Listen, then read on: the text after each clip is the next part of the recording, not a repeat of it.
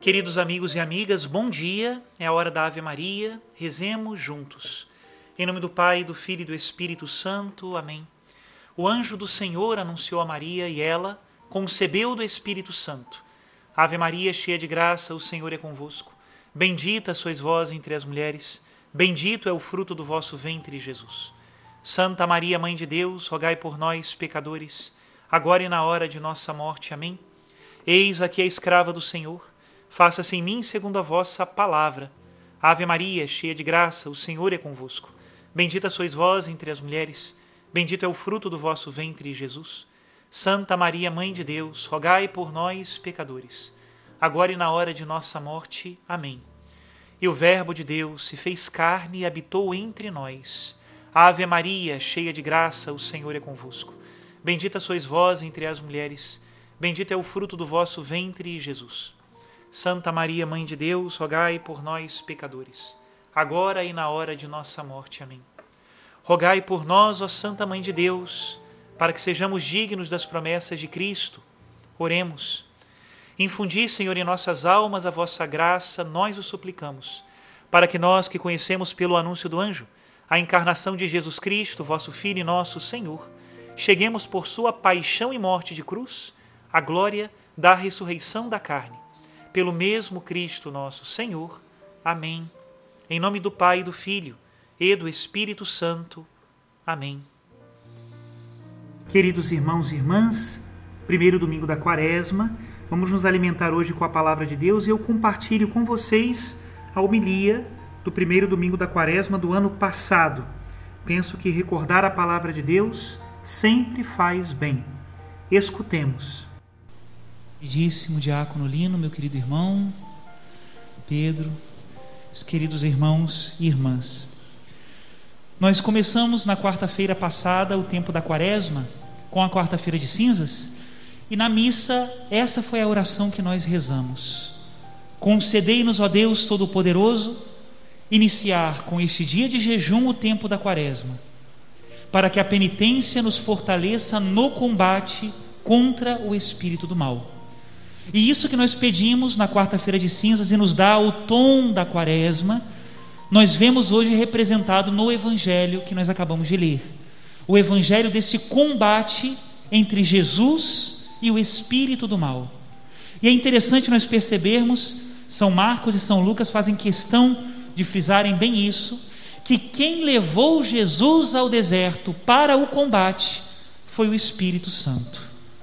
É muito interessante perceber que a tentação está de alguma maneira no plano da providência de Deus, para que nós possamos combater, mas ao mesmo tempo, para que nós possamos sair vitoriosos. Este é o sentido da Quaresma. O sentido da Quaresma enquanto tempo de penitência, de conversão, de revisão de vida, é o sentido da Quaresma enquanto tempo de combate. Mas quem nos leva ao combate é o Espírito Santo de Deus. E se nós olharmos a palavra de Deus, a Bíblia, num panorama mais geral, Jesus vai ao deserto vencer o demônio no mesmo lugar onde o antigo povo de Deus perdeu para o demônio. É interessante, quem lê o livro do Êxodo, é um bom livro para ser lido neste tempo de Quaresma. Lê o livro do Êxodo, verá que diante das tentações do deserto, o povo de Deus falava contra Deus e contra Moisés.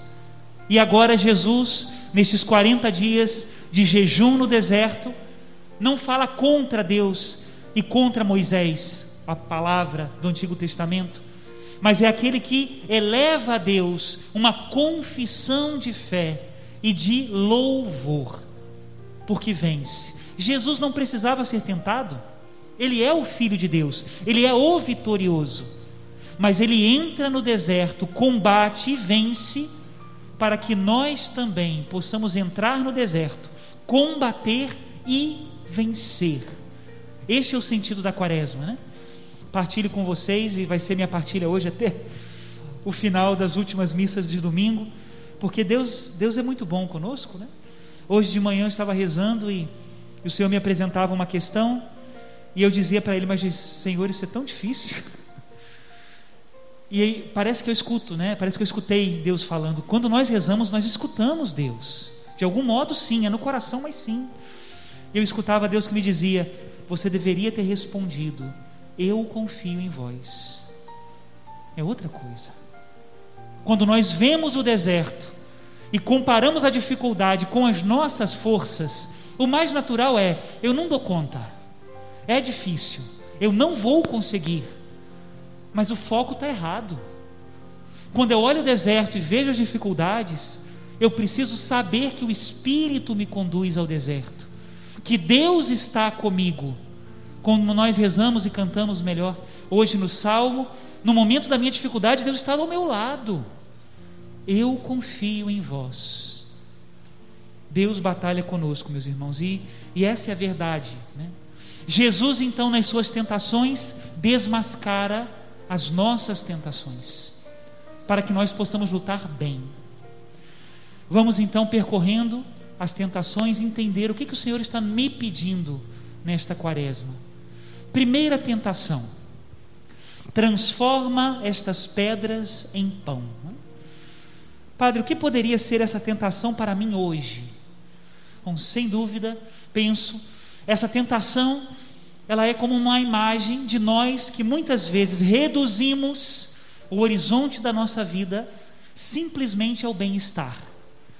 E isso é uma tentação muito comum. Eu quero inclusive dizer que é a primeira mesmo, é a tentação mais simples, e aonde tantos de nós caímos muitas vezes. Quando é que eu caio na tentação de reduzir a minha vida ao bem-estar? Geralmente acontece assim, né? É aquele que raramente vem à igreja, raramente escuta a palavra de Deus, nunca faz uma meditação mais profunda, né? Se diz católico, se diz cristão, mas raramente entende que a palavra de Deus é importante e fundamental, inclusive, para a sua vida de fé. É católico de IBGE, como se diz muitas vezes, né?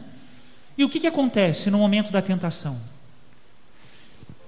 A cabeça e o coração de uma pessoa que não escuta com frequência a palavra de Deus, geralmente pensa em Deus só como seu provedor, alguém que é responsável pelo seu bem-estar.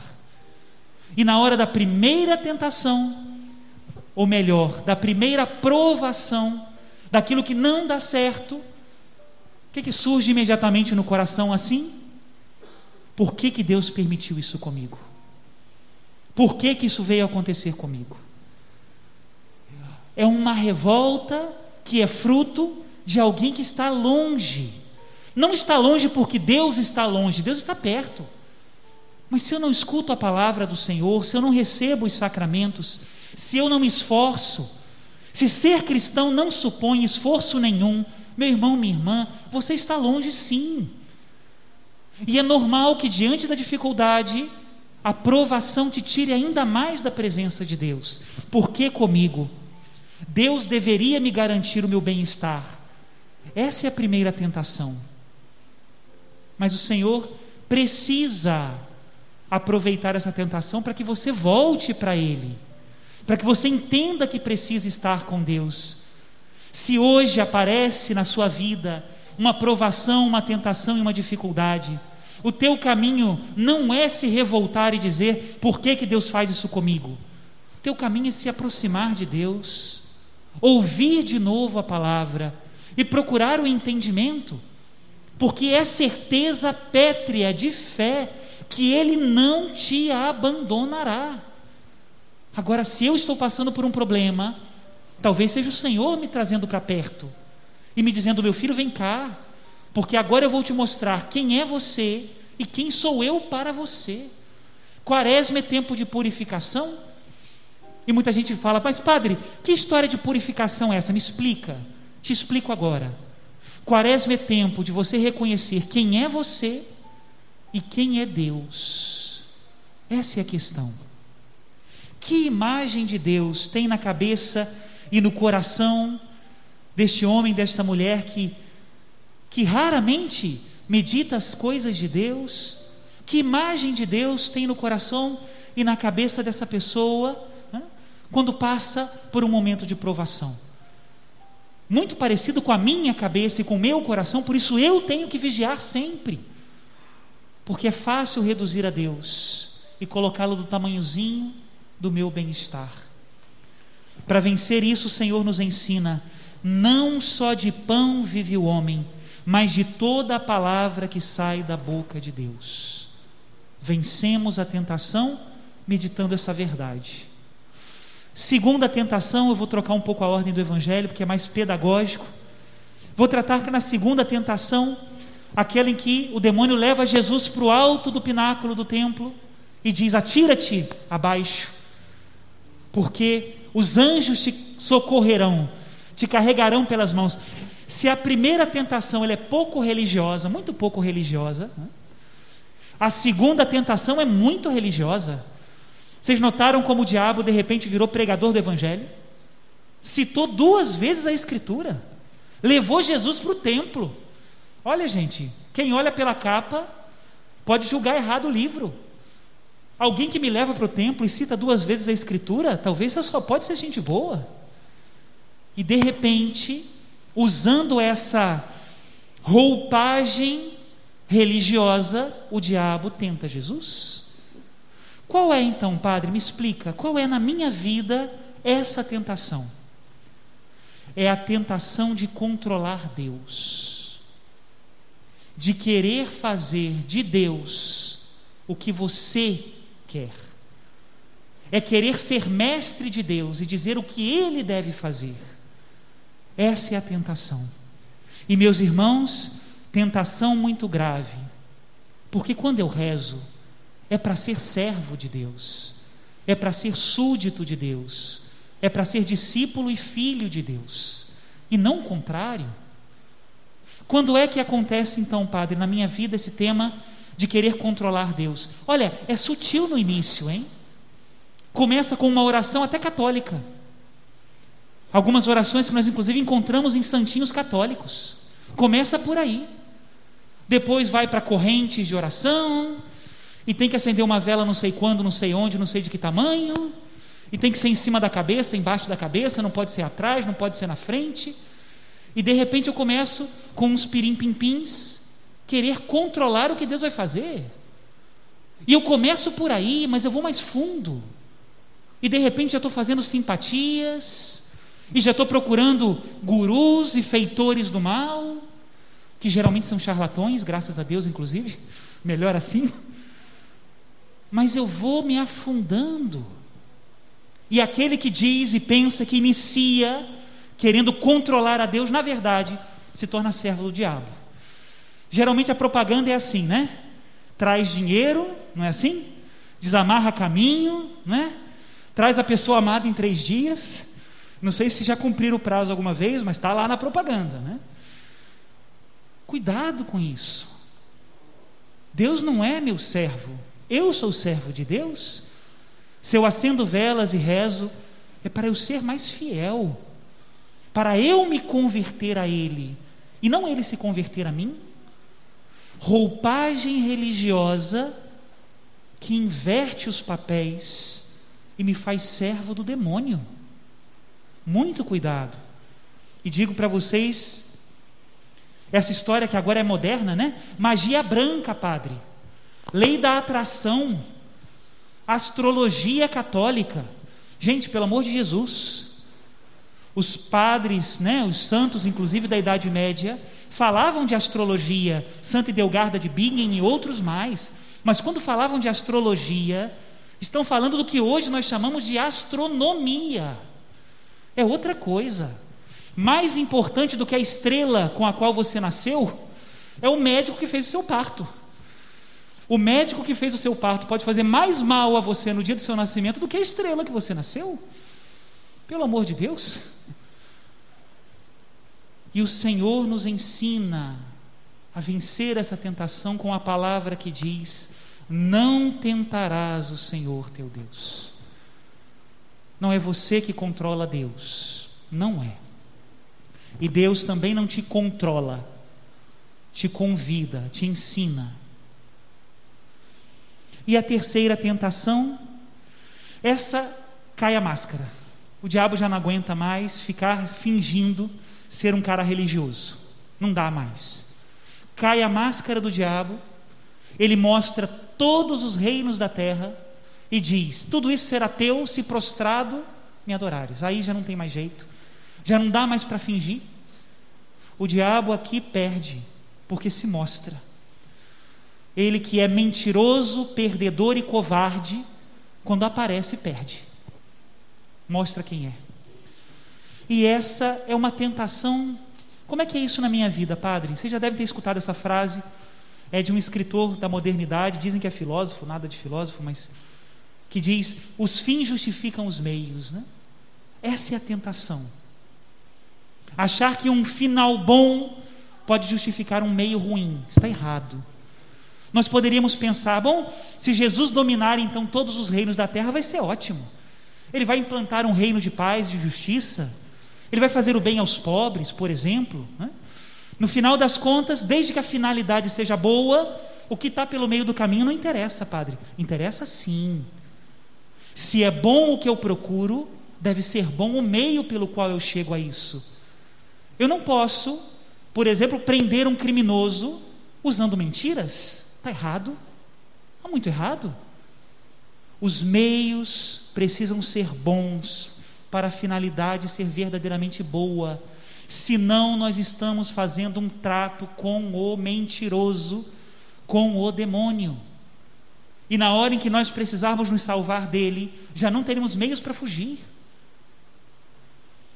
Os fins não justificam os meios. Ah, se eu conseguisse aquela promoção. Ai, meu carreirismo, né? Ai, se eu conseguisse aquele doutorado, aquele mercado, aquele lugar, aquela coisa, né? Tomara que você consiga tudo isso e use para o bem, mas os meios que você utiliza também devem ser bons. Acho que uma palavrinha que vale a pena também, sobre o que nós estamos vendo, o tema do conflito na Ucrânia, né? A doutrina católica nos ensina que a guerra é sempre, sempre o último recurso, não o meio do caminho. Não se faz uma guerra para obrigar alguém a assinar um contrato. Não se faz uma guerra para obrigar concordatos. Isso está errado. E diz a doutrina católica que quando ela é usada como último recurso, será para a autodefesa, não para o ataque. Meus irmãos, os fins não justificam os meios, e no meio do caminho estão o pobre, a viúva e o órfão, como diz a Escritura, e o sangue deles clama ao céu, e clama a nossa consciência também. Passar por cima de pessoas por uma finalidade aparentemente boa, sempre é a técnica do demônio, sempre, de direita, de esquerda, de centro, de cima, de baixo. Nada justifica usar um meio ruim para conseguir algo bom, nada. Me lembro de uma coisa que nós aprendemos na escola, né? Quando houve o tema da independência, ou melhor, da proclamação da República, uma frase do último imperador do Brasil, Dom Pedro, né? Que dizia: com o sangue do primeiro brasileiro caindo no chão, eu me vou para a Europa. Essa é a consciência de alguém que sabe que por gota de sangue não se constrói um império. Não se justifica um fim bom com meios ruins. Que Deus nos ajude a vencer essas tentações do materialismo do bem-estar, desse tema da magia e do controle do sagrado, e também de que os fins justificariam os meios. Louvado seja nosso Senhor Jesus Cristo. Para sempre seja louvado.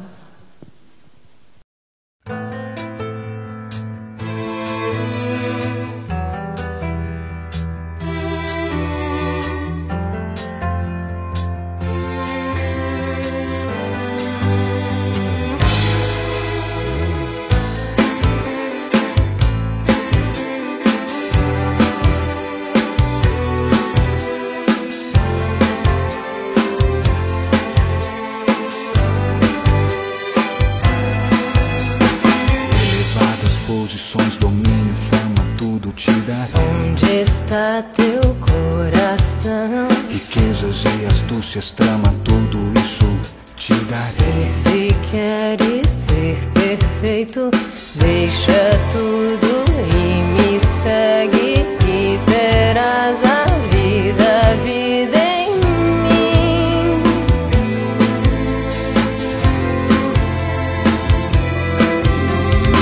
Elevadas posições, domínio, fama, tudo te darei. Onde está teu coração? Riquezas e astúcias, trama, tudo isso te darei. E se queres ser perfeito, deixa tudo e me segue, e terás a vida em mim. Ouve minha voz e serás vencedor. Ouve minha voz e serás vencedor.